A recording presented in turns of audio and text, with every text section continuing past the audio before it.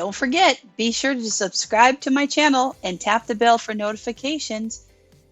Hey guys, what's going on? Sunny here from Online Sales Funnel Academy. In today's video, I'm going to be showing you how to use different kinds of targeting if you are a local business or if you are a business who is relying on what we call geo-targeting, or using a location where people have lived in or have traveled to. As you can see on my screen at the moment, I've got, I'm inside of the Ads Manager inside Facebook. As you can see, I'm on the second tier of an ad set. So I'm at the part where I'm getting ready to build out an audience, but as you can see, there's 4 different kinds of locations that you can target. And I'm going to be talking about these independently, one at a time. So I thought I would start with actually the second one down first. So if you remember when you first signed up for your Facebook account, every single user agrees to Facebook's terms of service. Each user is encouraged to fill out a demographical profile of themselves, their date of birth, where they work, where they live. If you remember way back, you may not remember it, but you actually filled out all that information at the time when you first set up your Facebook account. Now, a lot of people have gone ahead and downloaded the Facebook app as well into their phone. And so you just keep in mind that these data points are pulling from multiple different ways. So in the very first example here, on the second line down, it says people living in this location. So if you are, now there's 2 kinds of businesses that would be using geographical location. Typically, you would be probably a local business of some sort.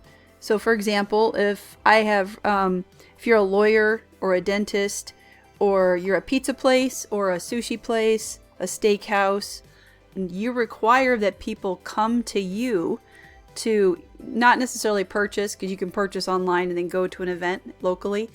But if you were purposely just trying to pitch to local people, so let's say you're that pizza place up the street and you want to target everybody within X amount of miles of that location, and Facebook will allow you to target people within 50 miles of when you drop what they call a pin on the map. So you can pick a zip code and go within 50 miles of that zip code. Now, so in this example here of people living in this location, it wouldn't make sense for me if I owned a pizza place in, California, and I started targeting people who, who've eaten at a pizza place in New York. That wouldn't make much sense to me, right? Because my customers have to physically come into my office, into my business and eat the pizza, right? So in this scenario, if I were a pizza place or the lawyer or the steakhouse, I would do people living in this location. And I would probably do a parameter of around, maybe, 5 to 10 miles, depending on the metropolis of your area. And it would also depend if you're a franchise or not. So if you were a franchise and had multiple locations, there's probably rules about, butting up against an individual one-off kind of a store, or if you're a franchise. So that would be my example for number 1. So again, it was lawyers, dentists, pizza houses, sushi, steakhouses, playhouses, movie theaters, local events, colleges, universities, anywhere where the people have to physically come in to consume your deliverable, right? Okay, now this next one down I have is people who are recently in this location. Okay, so this is different, right? So, and the other, you gotta keep in mind that when Facebook, whenever you put your updates on your Facebook and you're taking selfies, they ask you if you want to tag yourself in a photo. They already know where you're at, so they're tracking your movement, throughout the app and in Instagram and all that. Anytime you tag on Instagram where you're at, that goes into this master database because Facebook owns Instagram, right? So why would you want to target people recently in this location? So let's say that you own a business. Now this would be the other model. Now let's say I've got now again, our choices are I own a business and people need to come in to consume my content or my pizza at my location, Or I've got a website set up that it doesn't matter what state the person is in, they can click on it and purchase my item. Okay, so in my mind, and of course this is not a universal law. There might be other exceptions to this, but these are the ones I could think of. If someone has recently been in this location, this would apply, and I would use this type of targeting if, let's say I had a line of, for example, a line of cute toys that was for sale in my Shopify store, and I wanted to target everyone who's been to Disneyland or Disney World. I would probably target people recently in this location, right? So this would work really well if you were selling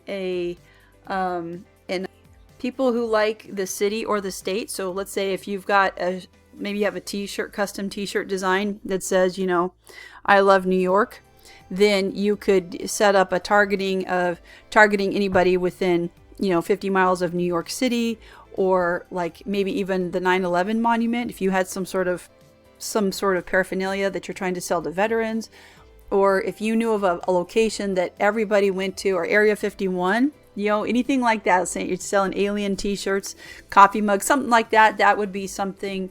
It's not exclusive to just small physical products, but if you could think of, there would be other businesses, like if you were going to target people who were business travelers who recently traveled to Texas, and it's because you wanted to sell them life insurance policies, then you know, you could do that, right? So yeah, so I have Disneyland, toys, business folks, travel niches and products.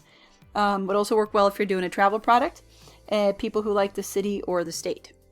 Okay, so now on the third one down here, we have people traveling in this location. Okay, so for this one, I kind of came up with, like, if you were, again, our choices are, you're a local business.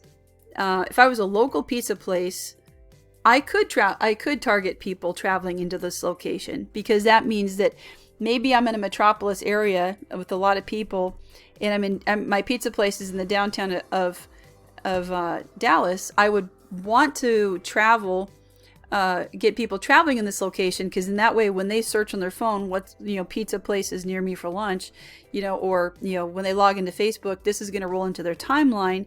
They're going to see my ad for my pizza place.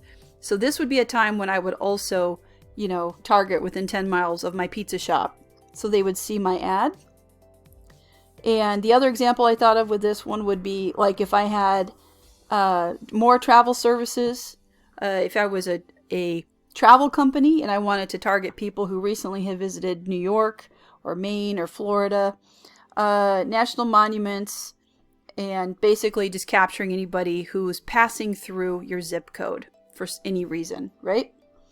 And then the one at the very top is intended to be kind of like a compilation of all these down below. So it's called people living in or recently in this location. Now, the reason you may not want to tag this one per se is you wouldn't want to use this if you had the pizza place, and let's say you're here in Washington. I wouldn't want to recently show this pizza place ad of mine to someone who was just here, but they returned back home to Oregon, right? Because I know that they're probably not going to come back. Excuse me, maybe they're just passing through. So I could pick it, but it would cost me more in ad spend, and I'm trying to reduce my cost and not make it higher, if that makes sense. So let's just say, so probably I would probably just pick this one, living in this location.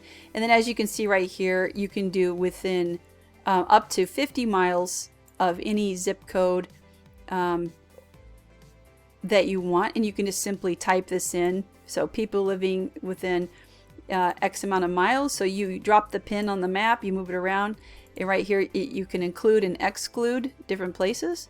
So in this case, it's Pearland, Texas.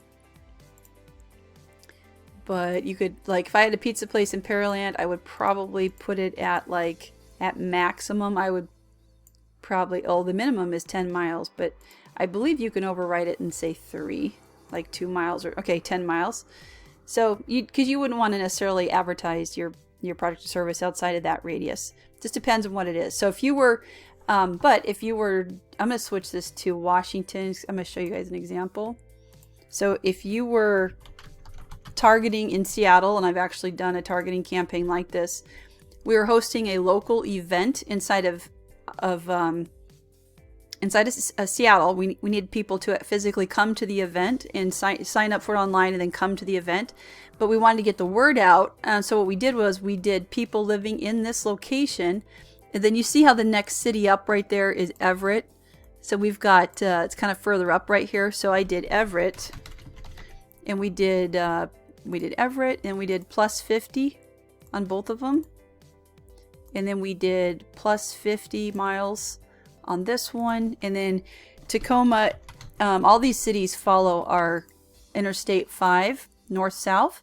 So what we did was we did overlapping demographics. So if you guys, I'm gonna make this bigger so you can see it. So as you can see right here, sorry guys. So there we go. We've got 3 concentric circles. So it's showing us that they're going to target anybody who lives in with this amount of mileage range. So I don't want you to feel like you're just restricted dropping just one pin, but you definitely have the opportunity to drop multiple pins and do multiple miles. So again, this is a perfect targeting for an event that if you're going to be hosting. But again, if I were doing just a pizza place, I would just do Seattle, Washington, as it were, and then try and do like, 3 to 5 miles. All right, you guys, I hope you guys enjoyed today's lesson about targeting on Facebook.